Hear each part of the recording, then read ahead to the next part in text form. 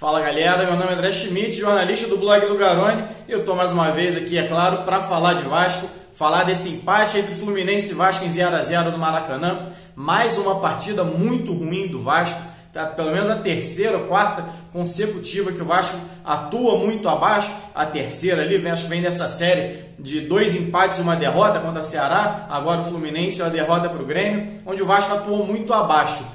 Vejo muita gente falando, não, mas o Vasco joga desse jeito desde o início. O Vasco joga retraído, jogando no contra-ataque. É verdade. Só que tem algumas alterações aí, alguns pontos que o Vasco não tem feito e que vinha fazendo antes. Um deles, por exemplo, é a marcação alta. O Vasco nessa partida contra o Fluminense teve 35% só de posse de bola. O Fluminense teve 65%. É uma característica do time do Fluminense e é uma característica do time do Vasco essa posse alta para o Fluminense e baixa para o Vasco. Qual é a grande questão? O Fluminense roubou 15 bolas e o Vasco também. Para você ver, mesmo tendo muito mais a posse, quando o Fluminense perdia, ele pressionava e retomava de uma maneira rápida. O Vasco não. O Vasco, mesmo tendo corrido atrás da bola o tempo todo, passado 90 minutos, pelo menos 65%, 65,8% segundo o Footstat, esse tempo do jogo sem a bola, tendo que correr atrás dela, só conseguiu tomar a bola 15 vezes. Essa foi a grande dificuldade e tem sido a grande dificuldade do Vasco. Não tem problema nenhum o time atuar com 3 volantes, com 2 volantes, propor um jogo reativo, não tem problema. Isso é estratégia do time. A grande questão é que o Vasco hoje tem que roubar a bola muito lá atrás, não faz essa pressão atrás, ou seja, joga contando com o erro adversário. O Fluminense finalizou, se não me engano, 17 vezes nessa partida contra o Vasco. É muito. Você tem que torcer para o cara não acertar o gol. O Fluminense tem uma dificuldade ofensiva. Eu já escrevi sobre isso, acho que na minha coluna no dia. O Fluminense contra Avaí, Chapecoense e CSA, os times estão lá embaixo, chegou a criar mais de... foram 80 finalizações contra esses 3 times no jogo do Maracanã e só tinha conseguido fazer um gol. Contra o Vasco não foi muito diferente. Finalizou ali perto da casa das 20 finalizações e não conseguiu fazer nenhum gol. E o Fernando Miguel teve que fazer 2 ou 3 defesas realmente. A maioria dos lances foram para fora. Mas jogar contando com o erro adversário, que é o que o Vasco do Luxemburgo tem feito nessas últimas rodadas, se torna muito perigoso. Porque o Vasco não tem capacidade ofensiva para virar uma partida. A gente vê, por exemplo, contra o Grêmio, o time saiu na frente com um gol de falta, não foi uma bola trabalhada, não foi um lance que teve a participação coletiva ali. E quando o Grêmio virou, empatou e virou, o time simplesmente não teve reação, não conseguiu impor nenhuma pressão em cima do Grêmio, porque falta isso ao time. Então, o que o Vasco vinha fazendo, que vinha dando certo, que foi como o Vasco venceu o São Paulo, venceu o Atlético Mineiro, venceu o Internacional, era pressionando a saída de bola, não dando espaço para esses times atacarem, tirando um pouco até da posse, porque obriga o time adversário a dar o chutão e retomando essa bola e saindo em velocidade nas transições rápidas.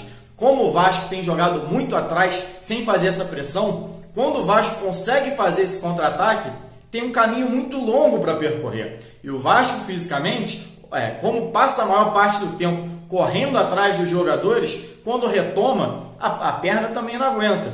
Curiosamente, há pouco tempo o Rodrigo Caio deu uma entrevista, o Rodrigo Caio do Flamengo, deu uma entrevista para o Seleção Sport TV, se eu não me engano, estava até o Pedrinho, que é ídolo do Vasco, e foi inclusive o Pedrinho que perguntou para ele, como que vocês não cansam? Isso é só, a parte tática influencia nisso? Ou é só o departamento médico do Flamengo, que é muito bom, a fisiologia, etc. E a resposta do Rodrigo Caio foi exatamente essa, que como o Flamengo jogava com as linhas muito avançadas, perde e recupera a bola, essa pressão logo depois da perda, o time tinha que percorrer distâncias curtas, não passava o jogo inteiro correndo atrás de jogador. Assim que a bola era perdida, 2, 3 abafavam e já tentava recuperar a posse. Então você não ficava nessa correria direta. E quando recuperava, já estava a 40, 50 metros do gol. Você não tinha que percorrer 100 metros de distância. Esse é um grande defeito que o Vasco tem tido. O Vasco, quando consegue recuperar, nem que seja no erro adversário, tem que percorrer uma distância muito grande e chega na hora de concluir já sem perna. Isso você vê, por exemplo, diversas vezes com o Marrone, que puxa o contra-ataque, passa por um, passa por dois, quando chega próximo de tomar a decisão, já não tem perna, finaliza de qualquer maneira. Você já não tem qualidade na finalização. E isso eu acho que o Luxemburgo vai ter que rever para as próximas partidas, porque não está funcionando esse esquema muito retraído. Não dá para o Vasco jogar até o fim do campeonato estacionando o ônibus na garagenzinha, que o pessoal diz, né? Botando o ônibus na frente do gol e tentando sair em velocidade, porque não está funcionando. Primeiro que esse ônibus parece furado. O Vasco não tem tido a compactação que tinha nas partidas anteriores. O Vasco muitas vezes se perde, se está fazendo a marcação por zona ou individual. Você vê algumas peças ali, como o Richard e Bruno Gomes, saindo a caça em alguns momentos e deixando o meio ali, a intermediária, exposta. E os times têm aproveitado isso. Contra o Grêmio, por exemplo, o Grêmio aproveitou e fez os gols. 2 gols foram em finalizações de entrada da área e um outro de pênalti. Contra o Fluminense finalizou algumas vezes dali, mas não teve sucesso. Contra times mais qualificados, provavelmente essa bola vai entrar. Contra times um pouco menos qualificados, você pode dar sorte de não entrar, mas você vai sofrer gols também e vai ter que correr atrás do prejuízo. Então, um jogo para o Luxemburgo rever as ideias dele, inclusive, antes que eu esqueça aqui, antes de eu terminar o vídeo, em relação ao Guarim. Muita gente comentando no Twitter sobre ele, eu inclusive cheguei a comentar. Muito precipitada, ao meu ver, a entrada do Guarim como titular desse equipe do Vasco. O Vasco perde muito, inclusive nisso que eu estou falando, dessa pressão pós-perda. O Guarim não tem fisicamente condições ainda de suportar um futebol em alto nível. Uma coisa é ele com a bola no pé, fazer um lançamento, dar um passe, conseguir uma finalização de fora da área, bater numa falta. Outra coisa é sem a bola, ele tem que pressionar o jogador, tem que correr atrás de jogadores, principalmente num time leve como o do Fluminense, com Alan, Danielzinho, que são os jogadores que fazem essa saída de bola, Gilberto pela direita, Caio Henrique. Não tem como o Guarim acompanhar esses jogadores. Para mim, uma escolha errada do Luxemburgo, e é bom rever até para não queimar o jogador. Daqui a pouco faz mais 2, 3 partidas ruins porque não tem como jogar bem se você não está condicionado fisicamente. A gente tem que lembrar que o futebol é um esporte. Você precisa, antes de tudo, ser um atleta. Quem não está bem fisicamente vai ter seus lampejos, mas não tem como competir com outros jogadores durante 90 minutos não estando bem fisicamente. Acho que o Luxemburgo vai ter que rever esses pontos, essa titularidade do Guarim, esse posicionamento excessivamente defensivo. Foi o que eu disse. Independente de jogar com 3 volantes. Alguém até me mandou no Twitter. Com 3 volantes, esse Vasco não vai ganhar de ninguém. Não é bem assim. Com 3 volantes, o Vasco ganhou os 10 jogos que ganhou nesse brasileiro até agora. Foi exatamente com 3 volantes. O Vasco jogava antes num 4-2-3-1, ou seja, com 2 volantes. E em 7 jogos não venceu ninguém. Passou a vencer exatamente quando começou a jogar com 3 volantes. A questão é que esses 3 volantes chegavam à frente para finalizar. Caso do Marco Júnior, Raul, o Richard menos, mas esses 2 que eram os titulares no início chegavam para finalizar. O Andrei, por exemplo, fez gol contra o Internacional. O Marco Júnior fez gol contra o Goiás. Fez gol contra o Atlético Mineiro também. Marco Júnior fez 2 gols que deram vitória ao Vasco do pé dele. Então 6 pontos estão na conta dele. Oscilou em muitos jogos, é verdade. Vinha entrando mal em algumas partidas, mas é um jogador que vinha entregando alguma coisa e o Vasco estava encaixado daquela maneira. Acho precipitada, como eu disse aqui, a entrada do Guarim. O Bruno Gomes, por exemplo, fez boas partidas, mas já tem caído um pouco o rendimento, tomando muito cartão amarelo. Até achei exagerado o cartão que ele tomou hoje, mas é algo para se ver. Como eu sou um que sempre cobrou o teste do Bruno Gomes, acho um jogadoraço, mas é um menino. Você tem que colocar também aos poucos. Se o Vasco tem peça, como o próprio Andrei e o Marco Júnior, que o Marco Júnior, inclusive, entrou bem nesse jogo contra o Fluminense, no meu modo de ver, fez algumas boas jogadas, inclusive por dentro, algo que o Vasco não vinha fazendo, vinha criando só pelas pontas. Marco Júnior entrou bem nesse jogo também e pode ser talvez uma opção essa volta ao antigo formato do Vasco. O Richard está suspenso, Bruno Gomes também está suspenso, são 2 jogadores importantes nesse meio campo, então provavelmente o Luxemburgo já vai ter que retornar com o Marco Júnior e Raul, quem dera se fosse o Raí nesse meio campo do Vasco. Mas Marco Júnior e Raul na próxima partida, só acho um erro manter o Guarim. Tem a opção ali do Felipe Bastos, não sei se é ideal também, talvez tenha outra opção ali, agora de cabeça não estou lembrando, mas você tem Marco Júnior e Andrei, pelo menos, para jogar nessa função. Você pode botar o Felipe Ferreira para ser um pouco mais ofensivo, montar o meio campo com esse tripé. O Marco Júnior muitas vezes faz a função de meia, o Felipe Ferreira pode fazer essa função pelo outro lado, e o Raul, por exemplo, ficando como primeiro volante nessa ausência de Marco Júnior e Bruno Gomes, é a função que ele fazia no início da temporada, por exemplo.